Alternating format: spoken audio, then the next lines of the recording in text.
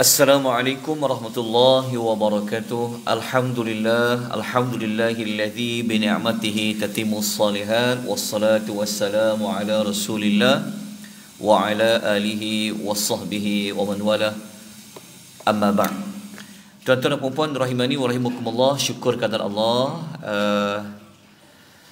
Petang ini kita dapat meneruskan pengisian kuliah zuhur sementara kita menanti masuknya salat zuhur dan kita salat berjamaah. Kita isikan dengan satu tajuk. Sebenarnya tajuk ni saya sambung daripada kelas yang terakhir bulan lepas, pada 5 hari bulan 3 sebelum ni ada satu kelas siri yang kedua. Tajuk utama kita nak bincang tentang tajuk betulkan yang biasa, biasakan yang betul. Maksudnya adalah ada amal-amal ibadat yang kita buat, ia dah betul, tapi kita nak mantapkan lagi kepada yang lebih betul. Ataupun ada ibadat-ibadat yang kita buat, amalan yang kita buat ini macam dia bukan yang utama, sehingga kita meninggalkan yang utama. Jadi kita nak betulkan supaya kita kejar yang mana yang lebih aulawiyat dia. Ataupun tajuk ni sebenarnya dia membincangkan tentang apa amal yang kita buat tu dia dapat yang kategori afdal, yang terbaik, yang kita kata yang paling utama. Sebab apa? Sebab kalau kita buat sesuatu yang lebih utama, selari dengan sunnah Nabi SAW, maka gandaan pahala kita tu akan berbeza. Jadi itulah tajuk kita siri yang ketiga pada hari ini, 26 hari bulan 3 tahun 2024. Tajuknya adalah betulkan yang biasa, biasakan yang betul.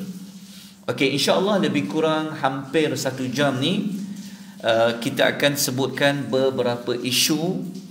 Okay. Dan dia ada kaitan juga sebenarnya sepenuh bulan Ramadan ni. Kebanyakan daripada kita ni akan menghadirkan diri ke masjid. So apa isu yang boleh kita betulkan mana-mana aktiviti kita ke masjid? Okey, kita tengok isu yang pertama. Okey, isu yang pertama adalah tentang menggantikan ibadat yang kita biasa buat pada waktu malam, tapi kita qada dia waktu siang. Faham tak maksudnya? Maksudnya ada ibadat yang kita selalu buat waktu malam, tapi waktu malam tu ada halangan menyebabkan kita tak dapat nak buat ibadat tu. Dan sepatutnya ibadat di waktu malam itu digantikan pada waktu siang. Isu yang pertama ni adalah kadang-kadang kita tak ganti. Contoh apa? Contohnya macam solat di waktu malam. Ada masa kita penat, ataupun ada ketika kita sakit, kita tak dapat nak buat sembahyang malam contohnya. Maka siang tu kita boleh ganti. Ataupun ia berbentuk wirid, zikir. Contoh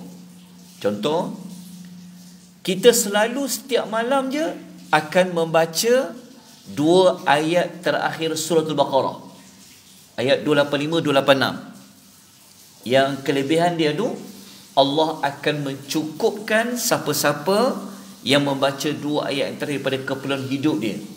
Al-Baqarah yang ayat yang amanar rasulu bima tu. Ataupun setiap malam selalu baca surah Al-Mulk. Salah satu kelebihan dia, Allah elakkan daripada azab kubur contohnya. Tapi hari tu dah penat sangat, lepas maghrib dah terus tidur dah, jaga-jaga dah dekat nak subuh. So adakah ibadat kita pada malam itu kita boleh ganti pada waktu pagi? Jawapan dia iya. Inilah yang kita nak buat. Okey, dalil dia adalah, okey, kita tengok pada hadis yang pertama, Kata Umar Al-Khattab radhiyallahu anhu, Nabi sallallahu alaihi wasallam bersabda, "Man nama an hizbihi min al-laili aw an syai'in minhu." Sesiapa yang tertidur pada malam hari sehingga dia tak dapat melaksanakan hizib dia. Hizib dekat situ merujuk kepada ibadat yang dia biasa buat pada malam tu. Ataupun dia terlupa nak membaca sesuatu dari hizib, macam sebut tadi tu. Contohnya semayang malam. Begitu juga dia selalu baca surah-surah tertentu di waktu malam. Dan surah tu ada kelebihan. Solat di waktu malam tu ada kelebihan. Tapi dia tak dapat nak buat. Dia penat ke, dia tertidur ke, dia sakit ke. Kemudian apa yang dia boleh buat? Faqara'ahu ma baina salatil fajri wa salatil zuhri. Maka kata Nabi SAW, maka dia boleh ganti, boleh buat semula di antara solat subuh dengan solat zuhur. Contoh. Saya selalu, ni contoh, bukan saya nak sebut, ni contoh je. Tak mesti contoh ni betul. Okey. Contoh, kita ni selalu semayang witir 3 rakaat lah contoh. Tak pernah tinggal. Dan kita tahu kelebihan salat witir tu, Allah suka sebab Allah ni witir. Tetapi hari tu kita penat. Ya, akhir menyebabkan kita tak sempat nak salat witir. Tiba-tiba dah subuh. Dah tak ada salat witir. Maka kalau ikut hadis ni, Nabi suruh dia ganti bila? Selepas salat subuh sampai salat zuhur. Dia akan dapat, dia ganti balik witir tu. Macam dia nak buat lagi saya akan terangkan. Dia sama juga macam tarawih juga lah. Konsep dia sama. Kan tuan-tuan penat, makan banyak hari tu sedap pula. Nak semayang, tak larat. Betul tak? Tertidur. Akibat kekenyangan. Bangun-bangun dah azan subuh lah. So pagi tu dia boleh qadha semayang tarawih dia dengan witir dia. Ni dalil dia. Cuma saya tahu tuan-tuan tak pernah buat sebab tuan-tuan tak pernah tertinggal. Betul tak? Ataupun kita selalu baca tiap-tiap malam suratul Mulk. Hari tu miss baca suratul Mulk. Sedangkan kelebihan boleh elak daripada azab kubur, boleh menjadi penggembala kepada kita. Kita nak buat macam mana? Maka ikut hadis ini, Nabi memerintahkan kita gantilah di antara salat subuh dan salat zuhur waktu dia. Kalau diganti dia dapat apa? Nabi kata kutiba lahu ka'annama qara'ahu minal lail. Maka dia dicatat seperti orang yang buat ibadat tu pada malam hari. Nampak tak? Tapi ialah kita jarang mengqadhakan sebab kemungkinan besar sangkaan baik kita tak pernah tinggal lah. So lepas ni betul kan? Kalau macam tak buat, gantikan pada waktu siang. Hadis riwayat Muslim. Okey, nak tengok contoh Nabi buat macam mana? Okay, kita tengok hadis yang kedua. Saya ada bagi nota soft copy kat dalam puan ya. Okey. Kata Aisyah radhiyallahu anha, dia kata, kana Rasulullah sallallahu alaihi wasallam, Nabi sallallahu alaihi wasallam ni, idza fatathu as-salatu min al-lail min waj'in aw ghairihi. Nabi ni kalau dia tertinggal buat solat malam kerana sakit ke ataupun disebabkan perkara lain, dia sibuk sampai tak sempat nak buat, maka Nabi akan kerjakan 12 rakaat di siang hari. Maknanya Nabi qadhakan solat malam tu, dia buat siang. Tapi Nabi buat 12. Dia punya adab dia mudah je. Kalau kita biasa sembahyang malam, contohnya lah, kita biasa sembahyang malam 3 rakaat lah. 2 tahajud, 1 witir. Jelas ya? Itu biasa kita buat. Tiba-tiba disebabkan kita sakit, makan ubat sesama pula, memang syok tidur, bangun-bangun dah subuh, maka tak nak tertinggal kehilangan pahala tu, maka digantikan pada waktu pagi. Tapi nak buat macam mana? Genapkan jadi 4.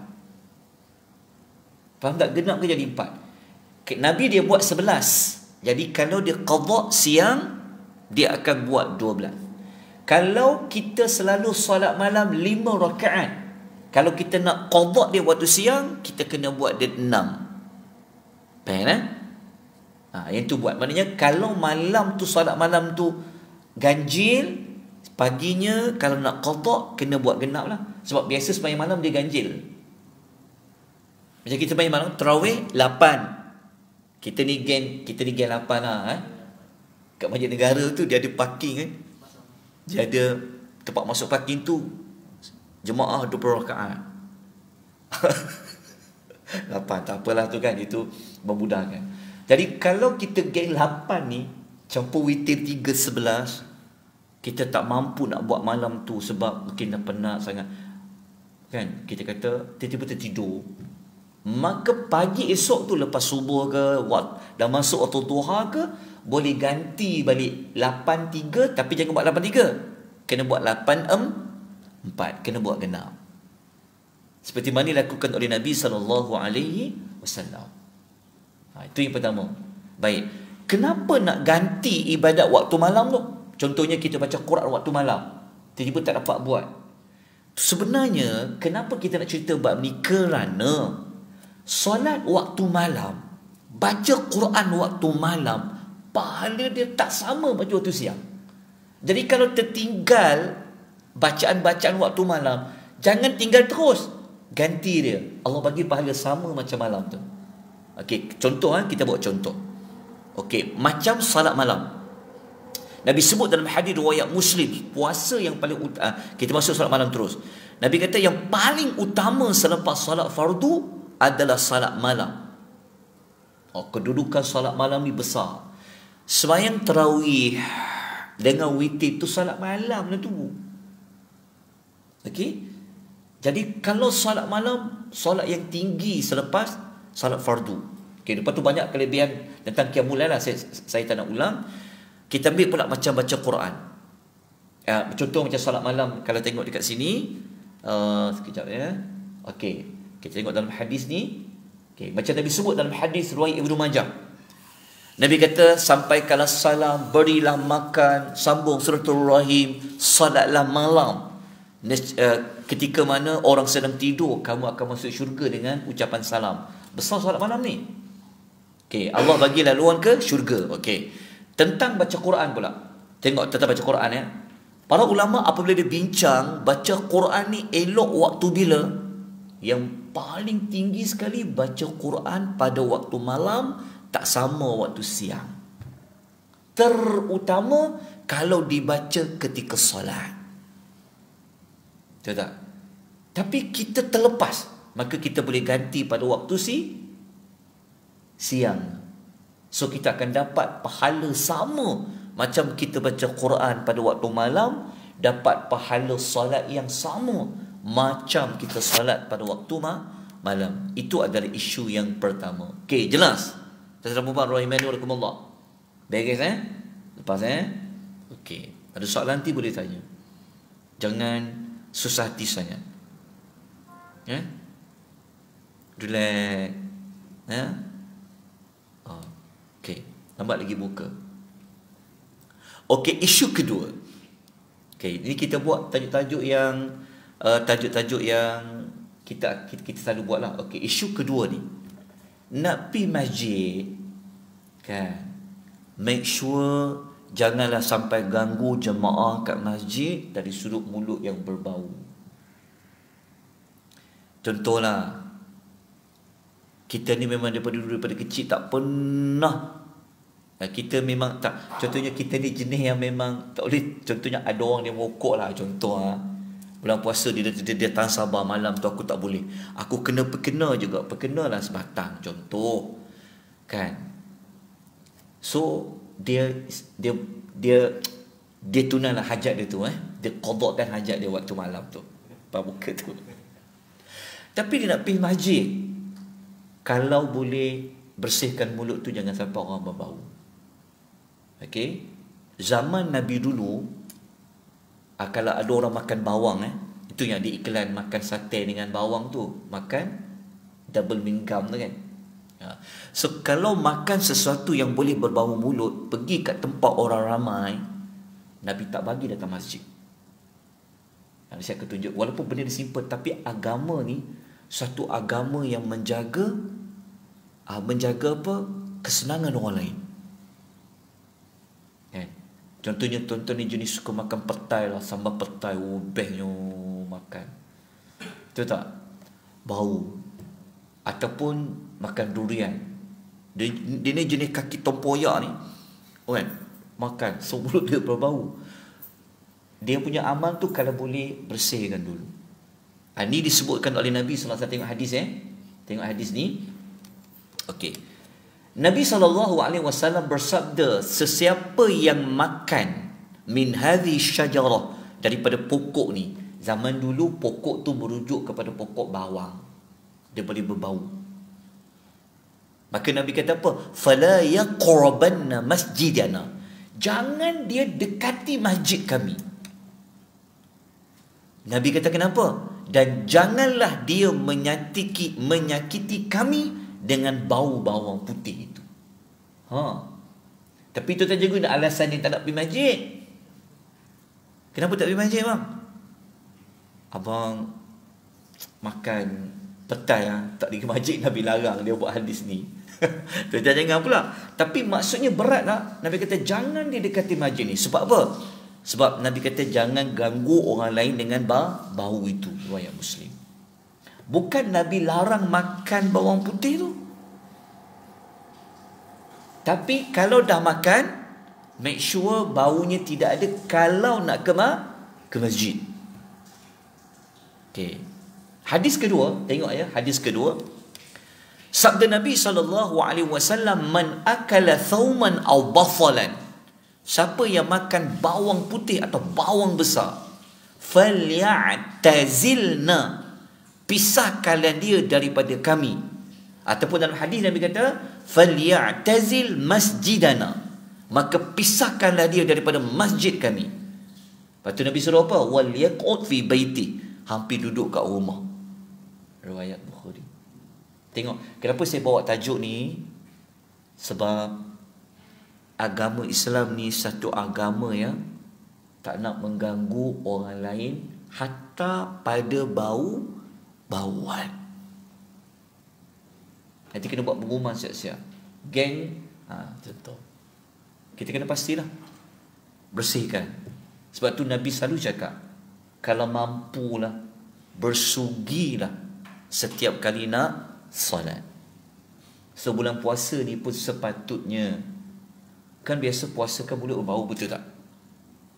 Memanglah hadis tu mulut tu wangi di sisi Allah. Bukan bermaksud kau boleh buat ke orang, terkejut orang tu. Betul tak? Tak boleh. Maknanya boleh boleh gosok gigi. Jangan telan je bagi gigi tu. Boleh faham tak hadis ni? Islam ni bukan agama yang you buat ibadat, you boleh buat sekali tak. Jaga. Okey, hadis riwayat Al-Bukhari. Okey. Kenapa? Apa sebab lain Nabi tak bagi mulut berbau-bau ni ketika datang ke masjid? Tengok ya, Nabi sebut. Dalam hadis Nabi kata, sesiapa yang makan daripada pokok yang muntinatin ni, pokok yang busuk ini. Bukan dia makan pokok tu, maksudnya buah tu lah. Maka jangan sekali-kali dia datang ke masjid kami. Jangan dia dekat dengan masjid kami. Maknanya jangan dia datang. Tengok ya, hanya kerana bau saja Nabi tak bagi datang masjid. Kan? Okay, tengok. Lepas tu Nabi kata apa? Kerana apa? Fa innal malaikata ta'adza mimma yata'adza minul insu. Kerana malaikat akan merasa disakiti sebabkan sesuatu yang disakiti oleh manusia. Maksudnya rupa-rupanya dekat masjid tu ada juga malaikat. Kalau manusia tu rasa baunya, sakitnya bau tu, maka malaikat pun akan sakit. Hadis riwayat Muslim. Okey, habis isu yang kedua. Jelas tak sakat ni tuan-puan? Boleh? Biasa tak duduk dengan jemaah yang macam tu?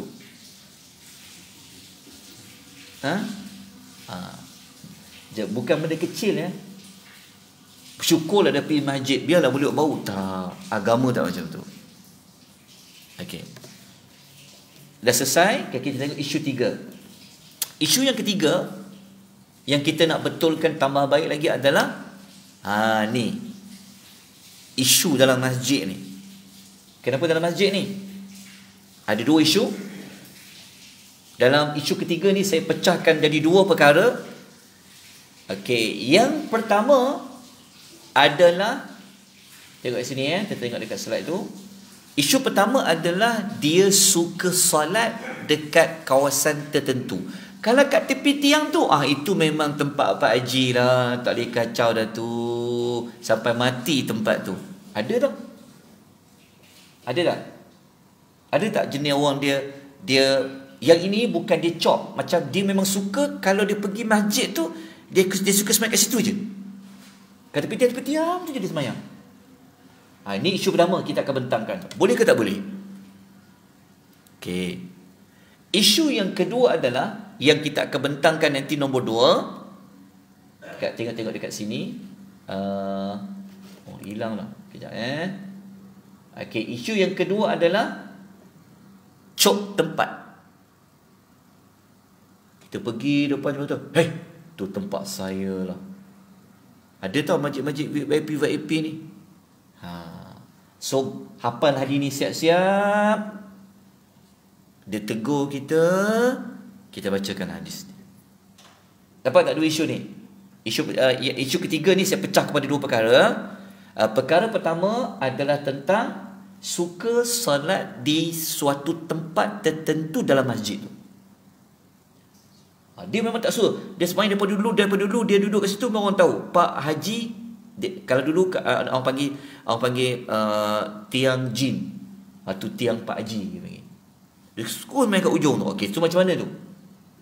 Ada jemaah masjid, dia memang suka. Dia suka semayang kat tepi-tepi tu, pada tingkap. Kat situ contoh. So macam mana? Okey, tengok ya. Dalam hadis Nabi SAW, Abdul Rahman bin Sibil dia kata, radhiyallahu anhu kata, dia bagi tahu ada salah satu perkara yang dilarang oleh Nabi SAW adalah wa ayyuwattina ar-rajulul makana fil masjid. Seorang lelaki yang suka dia duduk di tempat tertentu dalam masjid, kama yuwattinul ba'iru, sebagaimana unta suka duduk di tempat yang tertentu. Hadis riwayat Abu Daud. Salah satu yang Nabi larang, seperti mana Nabi menyebut unta perangai dia suka duduk satu tempat je, dia tak suka berubah. Saya tak kata tuan-tuan lah, mungkin dia ada jenis ni, dia masuk surau, dia suka kat mana. Ini kalau kat sini contohlah, masjid mana-mana Nabi tak bagi, Nabi larang. Maksudnya dia ni kalau semayang suka duduk dekat, yang pertama dah lah, yang memang jelas salah, tak nak soh pertama tu. Faham tak? Orang tak tolak jadi imam je lah. Betul tak? Tapi dia suka jenis ujung, kat belakang, di tiang. Bukan tak boleh, tapi kalau mau khusus kat situ je dia nak, dia termasuk yang Nabi larang. Okey, kenapa Nabi larang? Yang pertama, dia akan menghilangkan kelazatan beribadat pada tempat yang sama. Yang kedua, mungkin akan timbulkan riak dan megah. Dan yang ketiga, mungkin menghalang hak orang lain yang ada juga hak untuk berada di tempat itu. Okey, jelas yang pertama ni. Jadi kita kena perbagaikan lah. Ada masa duduk belah kanan, ada masa duduk belah kiri, ada masa dekat tepi tiang, ada masa begini. Maknanya jangan mengkhususkan tempat yang sesuatu yang tu je. Yang ini termasuk yang Nabi larang. Sebab masyarakat kita ni, dia rajin pergi masjid, tapi dia tak ada ilmu macam mana nak datang rumah Allah Ta'ala. Tadi kita dah selesai dah ya. Datang daripada mulut yang bersih. Itu perlu cerita pasal baju lagi. Lagi kita akan tengok. Okey. Betul tak? Okey. Isu pertama selesai, boleh faham Yang pertama. Okey, perkara yang kedua, dia memang dah booking tempat tertentu dalam masjid tu. Kita duduk, dia kata, ni tempat saya ni. Dia dah cop dah sejadah dia ni, memang untuk setahun. Orang tahu tu sejadah datuk tu. Ini kita bincangkan. Boleh ke tak boleh? Okey, tengok isu yang perkara yang kedua ni, dia ada dua situasi. Okey. Kalau dia memang dah sampai awal, dia letak tanda lah, mungkin dia letak beg dia ke, dia letak handphone dia ke, dia letak sejadah, yang itu tak apa. Faham tak? Contohnya dia masa sampai awal, duduk kat belakang imam tu contoh, dia letaklah sejadah dia, tapi dia tak duduk kat situ sebab dia perlu bersandar, dia pergi duduk kat tepi tiang tu mungkin duduk pada sah yang keempat. Faham tak?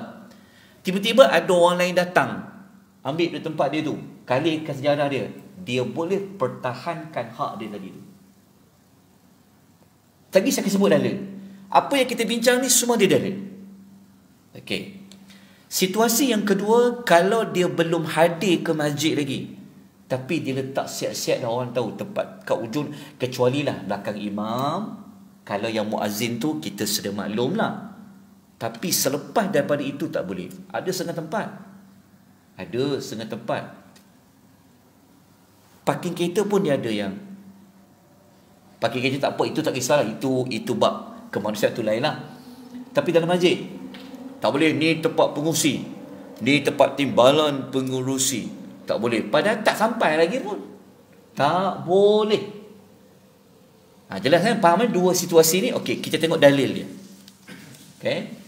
Yang pertama, sabda Nabi SAW, man qama min majlisihi summa raja'a ilaihi fahuwa ahqqun bihi. Siapa yang bangun dari tempat duduknya, contohnya dia sampai tapi dia kalih sekejap, kemudian dia kembali semula ke tempat itu, Nabi kata maka dia lebih berhak dengannya tempat itu rakyat Muslim. Faham tak? Macam sebut tadi, betul tak? Dia sampai awal dah. Okey. Tapi mungkin dia sakit perut, dia pergi buang air dulu, agak lama sikit, betul tak? Membulah pula perut dia. Tiba-tiba ada jemaah sampai, alih ke tempat dia. So dia berhak mempertahankan tempat dia tu. Riwayat Muslim. Okey. Boleh faham Okey. Kata Al-Imam An-Nawawi, tengok ya. Al-Imam An-Nawawi ketika dia ulas hadis tu, dia kata apa? Hadis ini berkenaan dengan orang yang duduk pada satu tempat dalam masjid, lalu dia tinggalkan sekejap tempat itu untuk duduk kembali, seperti mana dia keluar sekejap ambil wuduk ke, dia tunaikan keperluan dia, kemudian dia kembali, maka tidak terbatal haknya ke atas tempat itu. Boleh faham tak? Okey lah. Jadi kalau nak ambil tempat tu kena buat apa? Awal lah. Okey. Tak ada isu pengurusi punya ke, timbalan pengurusi punya. Hadis kena diutamakan. Okey. Imam Nawawi ulas lagi, dia kata, bahkan sekiranya dia kembali, dia lebih berhak ke atas tempat itu untuk solat. Begitu juga kata Imam Nawawi. Okey. Dia kata begitu juga jika ada orang lain duduk dekat tempat itu, dia boleh membangunkan orang tersebut, maka orang itu kena beredar. Pernah dengar tak hadis ni? So kalau sekali pun pengurusi ambil kan, pengurusi masjid, penjar tengok dia, kita kata, tu saya nak baca satu hadis tu, ni tempat saya main tadi ni, tapi saya pergi tandas sekejap, so Ustaz tu kena bangun ni, saya berhak tempat ni. Dia kata apa buktinya? Jumpa dekat mahkamah. Tak ada lah, tak ada tawarannya tu. Maksudnya hadis tersebut, boleh faham hadis tadi Okey. Imam Nawawi kata apa? Ini pendapat yang sahih di sisi ulama mazhab Syafi'i, iaitu wajib ke atas orang yang duduk itu untuk beredar dari tempat tersebut, sekiranya orang yang awal kembali semula dia nak duduk tempat tu. Kecuali kalau dia kata, tak apa, duduk tu tak apa. Tapi kalau dia nak mempertahankan tempat dia, boleh. Okey. Kemudian pula, nanti tu boleh bacalah ulasan para ulama. Kata para ulama, dia kata apa pun sebab kenapa dia nak bergerak tinggalkan tempat dia tadi tu, tak kisahlah. Apa pun sebab dia. Okey. Sekarang ni kita tengok juga kat sini. Imam Nawawi kata lagi, Dia kata, manakala, tengok dekat sini kejap ya. Okey, kat sini. Manakala, dia kata, namun jika dia meninggalkan tempat duduknya itu tanpa sebarang keuzuran, maka hak ke atas tempat duduk itu terbatal tanpa sebarang khilaf. Contohnya dia pergi letak kejap, dia pergi apa? Dia pergi makan dekat, kalau tak puasa lah, bukan bulan puasa, dia pergi makan sekejap, lepas tu datang balik. Itu tak boleh lah tanpa keuzuran. Okey, jelas tuan-tuan dan puan rahimani wa rahimakumullah isu ni. Okey, dapat tak? Boleh faham tak isu yang ini? Ya? Okey, maksudnya tengok sini maksudnya tidak boleh mengecop booking tempat seandainya dia memang sampai lewat. Memang dia tak sampai, tak boleh. Maka kena diberi pada orang yang datang awal. Isu ni ada juga di bulan Ramadan. Okey, isu nombor 4. Mari kita terlajukan sikit. Nombor 4 adalah menjaga kebersihan dan memelihara harta awam. Ni isu apa? Tu tak nampak sebab saya guna dua laptop ni. Okey. Isu dia begini. Ada tak pergi masjid tengok patah pilih pahit? Betul tak? Kadang-kadang pergi tandas awam, baru nak buang air, terkejut kita tak jadi buang air. Sebab apa? Orang tak ikhlas kan? Ni, tuan-tuan ada anak syarikat yang buat pembersihan kan? Kan dekat Plus kan bukan ada yang duk cleaning kan, bawa hadis ni. Tapi tak payah pergi tampal kat masjid lah. Betul tak? Kita kena pergi buang air, tengok tercabut belah lah, lepas tu pula dengan kotor, dengan berbau. Ni kalau tuan isap rokok ni, hati-hati janganlah buat tu, hati-hati. Jangan sampai menyebabkan orang lain nak guna, dia sakit kepala dengan bau yang ada tu. Tolong jangan rosakkan, kena bersihkan. Dah buang air, tarik pelas tu. Sampai ke situ ke tajuk kita? Iya, ni nak pergi, nak balik raya ni, nak balik. Betul tak? Kan? Pergi tengok, ya Allah, pelah tak tarik dengan muntah dia, dengan apa dia. Hilang kepala paip, getah pun tak ada. Tiba-tiba dia buka air, alamak, air tak ada. Paip ada. So macam mana nak buat? Okey, hati-hati. Pesan. Kita tengok ya. Perkara nombor 4 ni, Nabi sebut dalam hadis dia, sabda Nabi SAW, ittaqul alla'anaini. Nabi kata, takutlah kamu kepada dua perkara yang menyebabkan orang laknat. Maksudnya Nabi kata kau kena jauhkan dua perkara yang sampai orang boleh laknat. Contoh kita kata tengok kan, tandas tu tak bersih. Kan? Kita baru nak buang air, tengok orang tak tarik pelas sebagainya. Kalau orang tu laknat kita, habis kita. Nabi kata kau jangan buat sesuatu yang menyebab orang boleh laknat kau. Ada dua jenis kau dapat laknat. Para sahabat bertanya, ya Rasulullah, apa dua laknat tu? Yang pertama, alladhi yatakhalla fi tariqin nas, orang yang membuang air besar di laluan orang ramai, au fi dhillihim, dan di tempat teduh mereka. Okey, ingat, zaman dulu orang buang air kat mana? Dulu kan mana ada bangunan, ada perhentian dengan RNR. Orang lalu tiba buang air ke situ, lalu terpijak. Kau hajar. Betul tak? So Nabi kata, kalau orang tu laknat kau, habis kau. Kata Nabi, kau kena tinggalkan perbuatan tu. Ataupun tempat orang berteduh. Tempat berteduh ni kalau kita aplikasi kat mana? RNR, perhentian, mungkin dekat tempat macam-macam tu. Betul kan? Ada orang kan, dia kotorkan, dia rosakkan. Jadi kena tulis kat situ, jangan sampai lepas makan kutip sampah, jangan sampai orang laknat. Kutip macam tu. Nabi sebut dalam hadis Nabi SAW, hadis riwayat Muslim. So kalau orang laknat kita jangan buang pula. Boleh. Okey. Dalam hadis lain, kenapa Nabi tak bagi macam tu? Sebab Nabi sebut dalam hadis riwayat Tabrani, sesiapa yang menyakiti kaum muslimin pada jalan-jalan mereka, dia pasti mendapat laknat mereka. Okey. No, saya tak tunjuk kan? Tak nampak kan? Okey, nampak tak hadis ni? Okey, dah jelas. Okey. Ini ayat Quran. Saya nak tunjukkan tuan-tuan ayat Quran ni. Sekejap. Ni ayat Quran yang Allah tak bagi mengganggu. tolong baca ayat ni, ingatkan ke anak-anak, ingatkan semua orang. Jangan. Harta awam, tempat awam, kat mana pun, tanah masjid ke, mana ke, taman permainan ke, yang buat vandalism ni, mungkin tak boleh. Tengok Nabi Allah sebut dalam Al-Quran, ayat surah Al-Ahzab ayat nombor 58, walladzina yu'dhunal mu'minina wal mu'minati bighairi maktasabu faqad ihtamalu buhtanan wa isman mubina.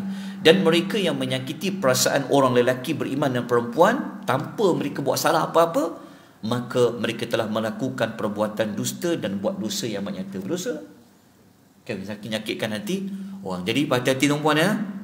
Ni saya nak tunjuk maklumat ni supaya kita dapati Islam ni bukan agama yang tekankan kita puasa je, baca Quran je, solat aja, tapi dengan manusia lain kita langgar. Betul tak? Macam OP masjid lah, dia punya nak dapat jemaah ni, dia parking macam ni, dia parking. Orang nak keluar tak boleh, dia halang orang keluar. Mana lebih berat? Dia dapat pahala salat berjemaah di masjid atau dia menyebabkan orang ni sakit hati? Tu kena pandai dalam agama. Jangan macam tu. Jelas Allah rahimani wa rahimakumullah. Okey. Saya ambil isu yang kelima. Saya tak ada waktu lagi kan? Sampai pukul 1.45. Tuan-tuan boleh faham tak ni? Nampak macam khusyuk ya. Alhamdulillah, no? Dan puasa ni. Okey. Isu nombor 5. Ni isu kebanyakan lah. Kita ambil tajuk siri 3 saya ni, betulkan yang biasa ke betul, kita ambil isu kebanyakan manusia jugalah. Okey, isu nombor 5 adalah isu ikut imam sampai selesai salat witir. Ni dah selalu dengar dah. Tapi hari ni saya nak bagi solusi kepada kita semua yang jenis tak nak ikut imam sampai habis ni. Okey kita jangan perkecilkan, merendahkan orang yang geng 8 Tuan-tuan geng 8 ke geng 11? Kalau geng 8 ni memang tak ikut imam lah, sebab tak ada orang buat 8, orang buat 11. Okey, tengok ya, hadir dia. Kenapa tau? Kenapa kalau boleh ikutlah sampai imam tu habis witir? Okey, sebab kita pun tahu kelebihan dia apa. Tengok ya, isu dia. Okey, kadang-kadang orang dia tak semayang, dia nak semayang witir. Okey, tuan-tuan pernah tanya tak? Ataupun tuan-tuan lah, pernah buat tak kerja macam ni? Dia tak habis witir ikut imam. Sebab apa Sebab memang tak nak ikut imam. Ke macam mana? Kan setengahnya dia lepas 8 dia keluar, dia tak nak ikut sampai witir. Jawapan nombor 1, sebab imam tu buat 23. Betul tak? Yang tu saya termasuk yang tu jugalah. Lepas tu saya duk survey, tanya masjid surau mana buat 8-3, aku nak pergi masjid tu lah. Okey, tu tak apa. Tuan-tuan mungkin makam lain-lain lah. Saya jenis makam yang tu, masjid, faham tak? Tapi yang masalahnya, yang buat 8-3 tu, dia tak nak semayang witir ke masa habis. Okey, kenapa? Okey, kat sini tengok tengok tajuk dia. Okey, sabda Nabi SAW, sesiapa yang dia salat qiyam bersama dengan imam sampai selesai, akan ditulis baginya pahala salat malam yang penuh. Bayangkan kalau imam tu buat 8 tarawih, 3 je witir, ikut imam tu sampai habis, seolah-olah kita buat qiyam mulai satu malam tu. Satu malam tu berapa jam? Tu tak kira. Daripada maghrib sampai ke subuh ada berapa jam? Ada lebih kurang 12 jam. Ambil lah contoh, kita maghrib 7, ambil lah 7.30 lah. Subuh ambil lah 6 suku. Cuba kira daripada 7.30 sampai 6 suku pagi ada berapa jam?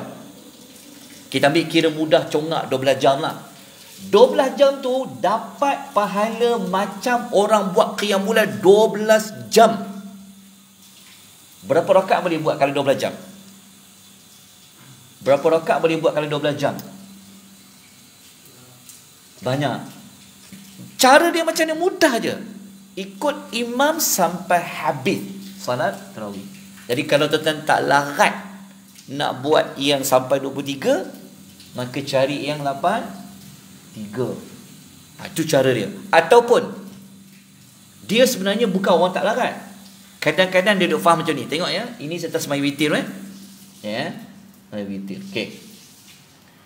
Sembahyang witir, ada setengah orang dia tak nak buat ikut imam sebab dia nak buat solat witir tu hujung malam.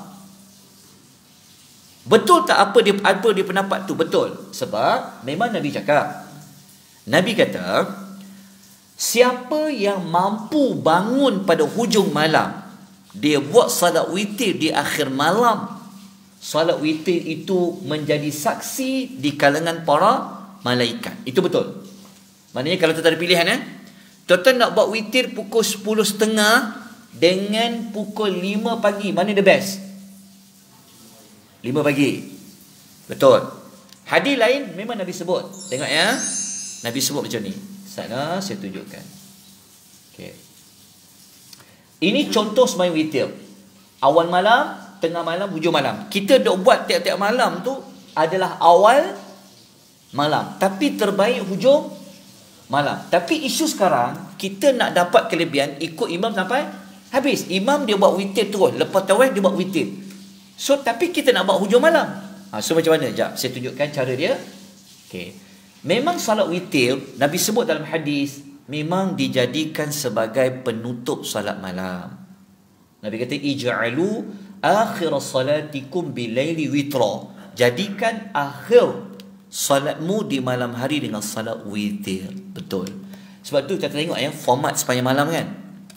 Mesti hujungnya ada tak orang buat witir lepas tu dia buat tarawih? Boleh tak? Dia sebenarnya bukan tak boleh. Boleh, tapi sunnahnya memang witir jadi macam ending dia.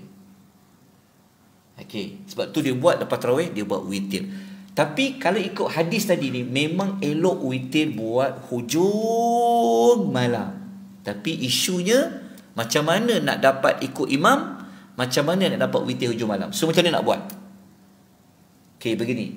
Solusinya begini. Kalau tuan-tuan nak dapat pahala ikut imam sampai habis, contohnya imam buat 8 tarawih, 3 witir, betul? Kan? Kita akan ikut imam sampai witir. Tapi kita tak nak buat witir tu. Kita nak buat hujung malam. So macam mana nak buat? Tuan-tuan tolong genapkan dia menjadi tolong cukupkan satu rakaat jadi genap. Apa jadi genap? Macam ni. Waktu imam tu sembahyang witir 3 rakaat. Tuan-tuan jangan sembahyang witir. Tuan-tuan niat sambung sembahyang tarawih. Buat 4. Faham tak? Imam dia buat 3, tapi dia buat witir. Tapi kita tak nak buat witir dengan imam tu sekarang sebab kita nak buat hujung malam. Tapi kalau kita tak ikut imam sembahyang witir, tak dapat kelebihan macam sembahyang malam qiyamul lail tu. So macam mana solusi dia? Waktu imam tu dia buat 3, kita buat 4 rakaat. Tapi jangan niat sembahyang witir, niat sembahyang tarawih.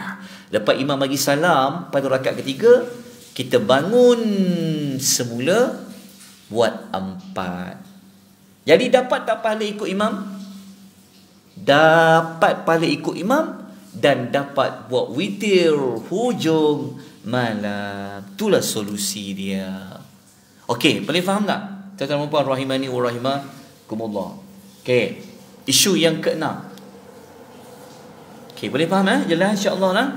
Okey, yang ke-6 adalah tentang salat sunat rawatib. Okey, maksud dia macam ni. Ada setengah orang dia bab tarawih ni, I tak pernah lagi cuti salat tarawih. Dia tahu tak? Dia buat tarawih dia. Tetapi salat rawatib dia kejap dia buat, kejap dia tak buat. Yang itu kita adjust sikit. Kalau boleh, jaga dulu rawatib sebelum dan selepas salat fardu, sebelum menjaga salat tarawih. Sebab salat tarawih Dengan salat sunat rawatib yang sebelum sembahyang fardu dengan selepas sembahyang fardu itu kedudukannya lagi tinggi. Faham Dia punya nilai, dia punya kedudukan tu salat rawatib tu tinggi lagi daripada tarawih tadi. Tetapi ada setengah orang dia lebih fokus tarawih sampai dia kurang pada yang rawatib. Jadi kita adjust dia, lepas ni jaga tu rawatib tu. Lepas tu jaga pula tarawih. Okay, kita ambil satu contoh. Masa selepas solat isyak, lepas tu biasanya masjid akan buat apa? Membenarkan jemaah solat ba'diyah selepas isyak. Tapi ada setengah orang dia tak nak solat sebab dia nak buat tarawih terus. Boleh ke tak boleh? Dia bukan masalah wajib ke tak wajib. Tapi dia jadi macam tak kena sikit sebab prioriti solat rawatib tu lebih besar daripada tarawih 2 rakaat yang pertama tu. So kita adjust sikit. Lepas tu tajuk kita, betulkan yang biasa, biasakan yang betul. Okay, boleh faham tak? Okay, rawatib ni berapa? Siapa nak bentang tajuk rawatib ni? Okay, sikit lagi rawatib. Okay, rawatib ni tuan-tuan, sebenarnya kalau tuan-tuan nak jaga, nak berubah, kata saya nak kena semayang jaga, rawatib ni kalau betul-betul nak buat, tuan-tuan kena jaga 22 rakaat sebelum dan selepas. Tapi kalau tak mampu, tolong jangan tinggal yang 12 rakaat daripada 10 rakaat yang lain. Tahu 12 rakaat tu? 12 rakaat tu adalah sembahyang. Okey. Tahu istilah rawatib Tahu rawatib iaitu solat sebelum dan selepas sembahyang fardu. Okey, kalau betul-betul nak jagalah 22 ni jangan tinggal. Tapi kalau tak mampu nak 22, jangan terlepas yang 12 ni. Itu dipanggil muakkad, yang ditekankan buat. Okey. Ini dalil yang menunjukkan 12 rakaat tu. Yang Nabi kata, tidak ada siapa-siapa yang buat salat sunat kerana Allah setiap hari. Setiap hari termasuklah bulan Ramadan. Sebanyak 12 rakaat. Melainkan Allah akan bangunkan untuknya sebuah rumah di dalam syurga. 12 tu sembahyang apa? Dalam hadis riwayat An-Nasa'i kata 12 tu adalah 4 rakaat sebelum solat zuhur, 2 rakaat selepas zuhur, 2 rakaat selepas maghrib, 2 rakaat selepas isyak, dan 2 rakaat sebelum daripada fardu subuh. Cukup tak 12? Cukup. Tengok yang 2 rakaat selepas isyak tu, wa raka'ataini ba'dal isyak. Tu yang kadang-kadang ada orang dia tak buat yang 2 rakaat selepas isyak sebab dia pergi terus kepada tarawih. Ingat ya tuan-tuan, isu ni bukan isu kata wajib. Tak, tolong agama ni dia tak susah. Tetapi kalau kita buat amalan, biarlah kita dahulukan yang lebih ada ranking dia tu. Dia panggil aulawiyat dia. Sebelum buat yang lebih utama daripada utama. Okey, selesai. Okey, kalau ditanya 22 rakaat tu apa? Sebab kita pendekkan, mungkin kita buat soalan nanti. Okey, 22 rakaat tu dekat mana? 22 rakaat ni macam ni. Contoh Sat. Tengok ni last sekali sebelum kita solat. Okey. Okey, ini 22 rakaat. 22 rakaat tu kat mana sebenarnya? Tengok Tuan-tuan nampak tak gambar rajah yang saya merahkan tu dalam kotak tu? Ni gambar rajah ni. Kalau gambar rajah yang ni, ini adalah yang tak muakkad. Maksudnya tak ditekan buat ni. Okey, yang 12 tadi tu, yang ni lah. 2 sebelum subuh, 4 sebelum zuhur, 2 selepas zuhur. 2 ni. Ni yang 12 rakaat tadi. Kalau dia tambah lagi 2, ini yang tidak ditekankan buat. Tapi kalau dia boleh tambah lagi 2 ni, lagi baiklah kita buat. Lepas tu yang sebelum asar tak muakkad. Ni tak muakkad. Tak muakkad. Tapi kalau buat, bagus. Yang muakkad ni selepas. Jadi sebelum ada 14, selepas ada 8, semua sekali ada 2 rakaat. Okey, jelas. Pehen ke dok pehen ni? spare dah, alhamdulillah. Syukur pada Allah Subhanahu Wa Taala. Okey. Kita ada lagi dalam 5 hingga 6 minit. Kalau ada beberapa soalan, kejap ya.